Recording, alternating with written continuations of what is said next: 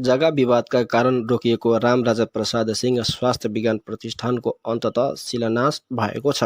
प्रतिष्ठानको शिलान्यास भएपछि स्थानीयवासी खुसी र उत्साहित भएका छन्।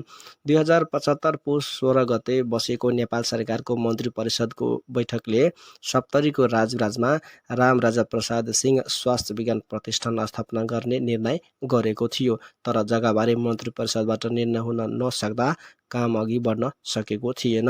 गएको जेठ 21 गते नेपाल सरकारको मन्त्री परिषदको बैठकले राजविराज नगरपालिकाले उपलब्ध गराएको वडा नम्बर 10 बिरौलको 62 बिघा जग्गा प्रतिष्ठानका नाममा 30 वर्षका लागि लिजमा दिने निर्णय गरेपछि गएको असार 22 गते प्रतिष्ठानको शिलान्यास भएको हो।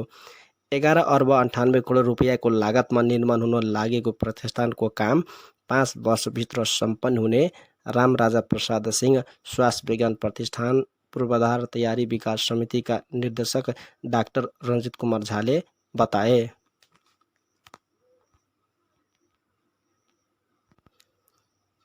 जग्गा विवादका कारण रोकिएको प्रतिष्ठानको काम जग्गा विवाद समाधान भएर प्रतिष्ठानको शिलान्यास भएपछि स्थानीयवासी हर्षित भएका छन्। यसै क्रममा हामी मिथिला टाइम्स टिमले प्रतिष्ठानको शिलान्यास भए पश्चात स्थानीयवासीको धारणा बुझ्ने प्रयास गरेका छौँ।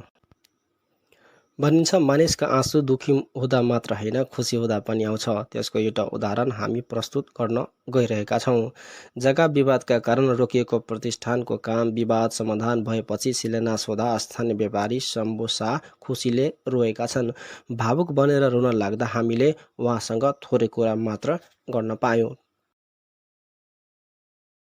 नाम शम्भु शाह छियै।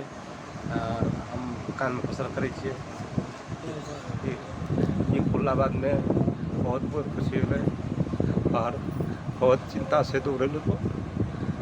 माता पिता के सेवा कर लिए बहुत यहाँ सेवा सेवा से मेरे किए वो सब खोल ले जनता के बहुत सब मिलते नौकरी मिलते और दया निदान है और आने वाला दिन नहीं करे सुख से बढ़ के सुख संपत्ति बाद में सुख से।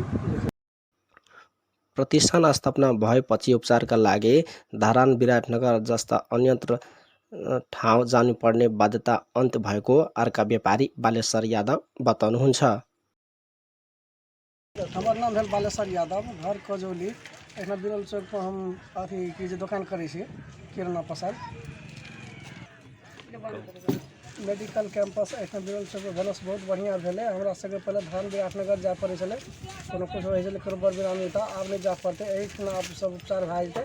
हमरा सबके बहुत बढ़िया भेल ई सब भेला से एना नजदीक में भेले। हम बहुत खुशी छी हमरा सबके एके खातिर में।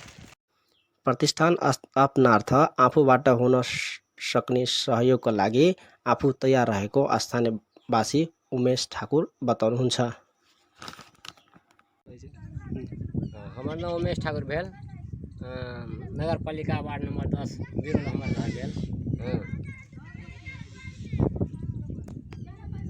ई भेलासँ अहाँके बहुत सहूलियत भेलै। एहिठिनका मने एहिटा जिलेटा वासीके नहि छिमेकियो जिलावासीके बहुत बढ़िया भेलै। बहुत खुशीके बात छै ई। कम खर्चामे विद्यार्थी पढ़ि लेतै, कम खर्चामे उपचार भए जेतै, बाहर नहीं जाय पड़तै। एहिसँ बहुत नीक भेलै हँ। अब एहिठिनका जनता सबके मान लिअ पहले बीमार है तो धरान विराटनगर सिलीगुड़ी पटना दरभंगा काठमांडू जाय पड़े। एहिसँ ई भेलासँ तऽ ई सहज भए गेलै एहिठिनका जनताके। ई समस्या सब दूर भेलै। एहिठाम सके समय बहुत जल्दी होना चाही। जते जल्दी हेतै तते बढ़िया हेतै, जल्दी उपचार हेतै। जे सहयोग करऽ पड़तै एहिठिनका जनतावासीके से करै लए हम लोग तैयार छी। बहुत हम लोग खुशी छी, बहुत नीक लागै छै। जेहन होना चाही तेहन लागि रहल छै। अन्त्यमा तपाईले हाम्रो युट्युब च्यानल मिथिला टाइम्सलाई सब्स्क्राइब गर्नुभएको छैन भने सब्स्क्राइब गरी छेउमा रहेको बेल नोटिफिकेसन दबाई अल थिच्नुहोला।